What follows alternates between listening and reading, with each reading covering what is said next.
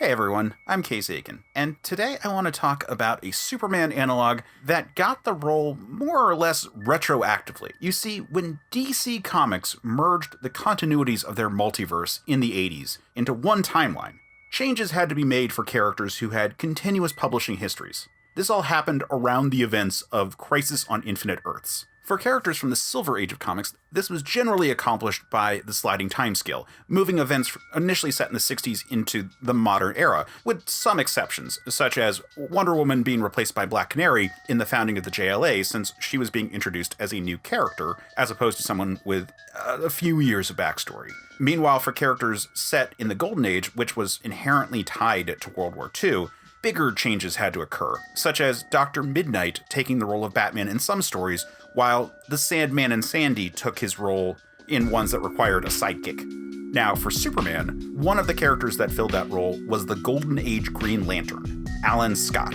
Unlike the later space cop concept that defined the Silver Age Green Lantern, the Golden Age version was a free agent with a magic ring. While his powers are pretty different from Superman's, he is still a powerhouse in his own right.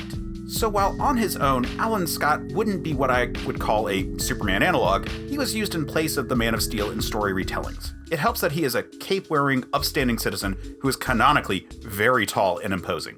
Alan Scott was an engineer in the 40s. He came across his Green Lantern because it just happened to be a Green Lantern, literally a lantern used to signal safe passage on trains. When there was an accident, he was spared because he happened to be holding the lantern at the time. This is because, unbeknownst to him, the lantern had been forged from metal from a fallen meteorite, a magic meteorite. Alan went on to don an intentionally garish outfit and switch careers from trains to radio. In the 80s and 90s, he was presented as the big gun of the Golden Age superset. This was in flashback stories in Batman, the Golden Age miniseries, and many other appearances of the JSA in the World War II era.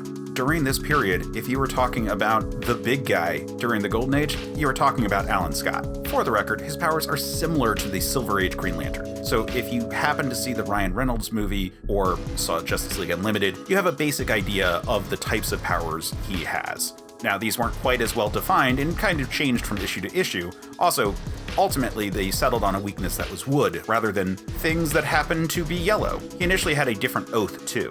Now, from a textual standpoint, the fantasy is similar to Superman, in that it is a person bequeathed with great powers. However, in this case, the powers are not innate, but rather through magical implements. As a fan of the character, I can say I appreciated his additional notoriety that came with the retcon in the 90s. There is a reason he was the Green Lantern used in Kingdom Come. He had cool supporting characters like his daughter Jade, who was born with the powers of a Green Lantern natively inside of her, and his son Obsidian, who had shadow powers. Both of the kids were members of Infinity Inc., a team made up of the children of Golden Age superheroes set on Earth 2. Now, due to his powers drawing from magical artifacts, he had an extended lifespan, allowing him to be a mentor figure for the 90s Green Lantern, Kyle Rayner.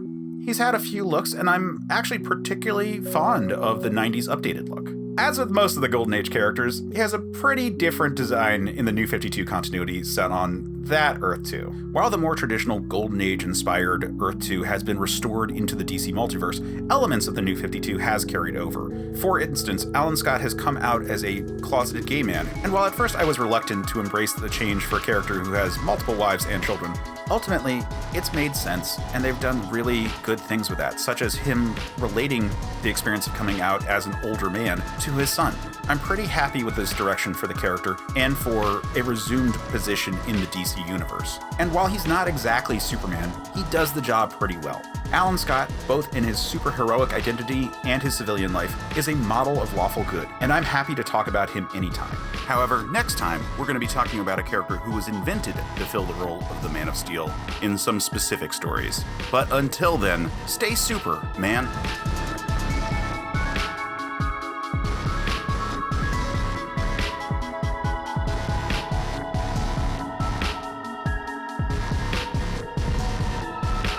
Hey everyone, I just want to thank you for staying to the end of the video. Please do all the YouTube stuff, like, subscribe, help the channel grow. I'd love to see more people check out our content.